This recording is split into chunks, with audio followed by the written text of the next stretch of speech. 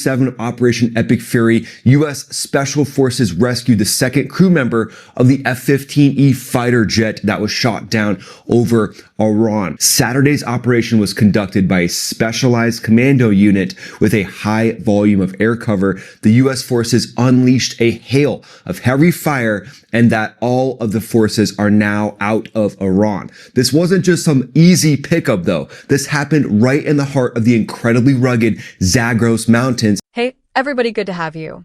Welcome back. Today we're stepping into a story that feels like something out of a high-intensity war film, but this is real, and it unfolded in one of the most dangerous environments possible.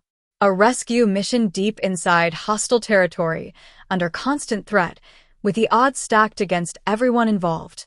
This is the story of Operation Epic Fury, and how, on day 37, U.S. Special Forces pulled off a rescue that many believed might not be possible. Let's take it from the beginning. On April 5, 2026, U.S. Special Forces successfully rescued the second crew member of a downed F-15E Strike Eagle inside Iran. This wasn't just any recovery mission. This was the extraction of a high-value officer, a weapons systems officer, a colonel who had been stranded behind enemy lines after his aircraft was shot down. And when we say hostile territory, we're talking about the Zagros Mountains. Rugged, isolated, difficult terrain that stretches across western Iran. Not the kind of place where rescue operations are easy. Not the kind of place where you can move quickly without being seen. The F-15E had been brought down days earlier, and when the crew ejected, they were separated. That separation alone changed everything. Because now, instead of one coordinated survival scenario, there were two isolated individuals in enemy territory, each with their own situation, their own risks, and their own timeline. The pilot was located and rescued first, but even that mission came at a cost. That initial rescue operation, carried out the day after the crash, was intense. Helicopters came under fire. Some were damaged. There were casualties involved. It was not a clean extraction. It was a fight. And that set the tone for everything that followed. Because if the first rescue was that dangerous, the second was expected to be even worse. Now, the colonel, the second crew member, was alone, injured, behind enemy lines. And for nearly 48 hours, he managed to avoid capture. That doesn't happen by accident. This is where training comes into play. Survival, evasion, resistance, and escape seer. This is the kind of training designed for exactly this scenario. Operating in hostile environments, avoiding detection, managing injuries, conserving energy, and maintaining communication when possible. Reports indicate that the colonel moved carefully, using terrain to his advantage, staying out of sight, and relying on encrypted signaling to communicate with U.S. forces. Not constant communication because that would risk detection, but controlled, strategic bursts of information. Enough to let them know he was alive. Enough to help them narrow down his location. But every signal also carried risk. Because at the same time, Iranian forces were actively searching for him. And not just casually. This was a full-scale manhunt. The Islamic Revolutionary Guard Corps, along with local militia groups, mobilized quickly. Search teams were deployed across the region. Roads were monitored. Airspace was watched. And in a move that added another layer of danger, reports indicate that cash rewards were being offered to civilians who could provide information leading to the capture of the American officer. Now think about that for a moment. You're injured. You're hiding. And not only are trained forces looking for you, but potentially anyone in the surrounding area could become a threat. That changes everything. It means every movement has to be calculated. Every decision has consequences. Meanwhile, on the other side of this operation, the United States was assembling one of the most coordinated special operations responses possible. This wasn't a single-unit mission. This was a multi-layered deployment involving some of the most elite forces available. Air Force Pararescue Specialists, PJs, trained specifically for combat search and rescue. Navy SEALs, Delta Force operators, Army Rangers, Green Berets, each with a role. Each bringing a specific capability to the mission. And above them, supporting everything, was a network of air power and surveillance that turned the operation into a full-spectrum effort. A 10 Thunderbolt aircraft, known for close air support and heavy firepower, were positioned to provide cover if things escalated. MQ-9 Reaper drones were in the sky, tracking movement, monitoring terrain, and feeding real-time intelligence back to command.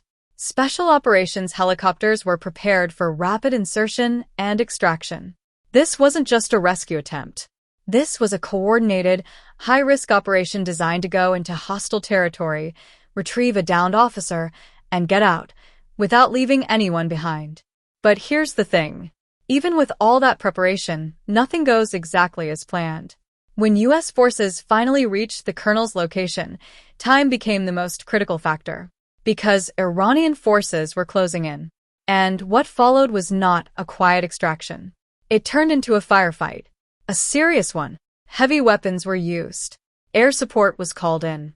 The kind of engagement where every second matters, where decisions have to be made instantly, and where the margin for error is almost non-existent. This was the moment where everything could have gone wrong. Because once you're engaged like that, you're not just extracting, you're fighting your way out. And in that kind of environment, with terrain limiting movement and enemy forces converging, the situation can escalate very quickly. Despite that, the teams on the ground executed the mission. They secured the colonel, alive, though injured, and began the extraction process. But even then, it wasn't over. Because getting to the target is one thing, getting out is another.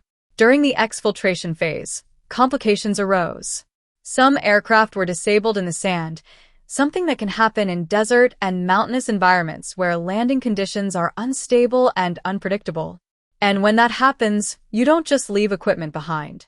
Disabled aircraft were destroyed on-site to prevent them from being captured or exploited. That's standard procedure, but it adds time, risk, and complexity to an already dangerous situation. Replacement aircraft were brought in. Coordination had to be maintained under pressure. And all of this was happening while the threat environment remained active. But in the end, the extraction was completed. All U.S. personnel were evacuated from Iranian territory. The colonel was brought out alive. And perhaps most importantly, there were no U.S. fatalities during this final rescue mission. Now, that doesn't erase the risks that were taken. It doesn't diminish the danger of what happened. But it does highlight something that has been repeated time and time again in military operations: the commitment to not leave anyone behind. And this mission reinforces that in a very real, very visible way. Because this wasn't easy. This wasn't quick. This wasn't guaranteed. It required coordination across multiple units, real-time intelligence, advanced technology, and individuals on the ground willing to move into one of the most dangerous situations imaginable. And even then, it came down to execution under pressure. Now, stepping back and looking at the bigger picture, this operation also sends a broader message. It demonstrates capability. It shows how modern special operations integrate air power, surveillance, and ground forces into a single, coordinated effort. And it highlights the level of training and preparedness required to operate in environments where conditions can change in seconds. But beyond all of that, at the center of this story is a person. An officer who survived a crash, avoided capture, and held out long enough for a rescue that required extraordinary effort to complete. And a team of individuals who went in to bring him back. This is the kind of story that doesn't end with a simple headline. Because behind every detail, every movement, every decision, there are layers of planning, risk, and human endurance that don't always get fully captured. But today, we do know this. The mission was completed. The colonel is alive. And everyone who went in came out. And in a situation like this, that outcome matters. Thank you for being here, for listening, and for taking the time to understand the full scope of what happened. Stay aware, stay informed, and I'll see you next time.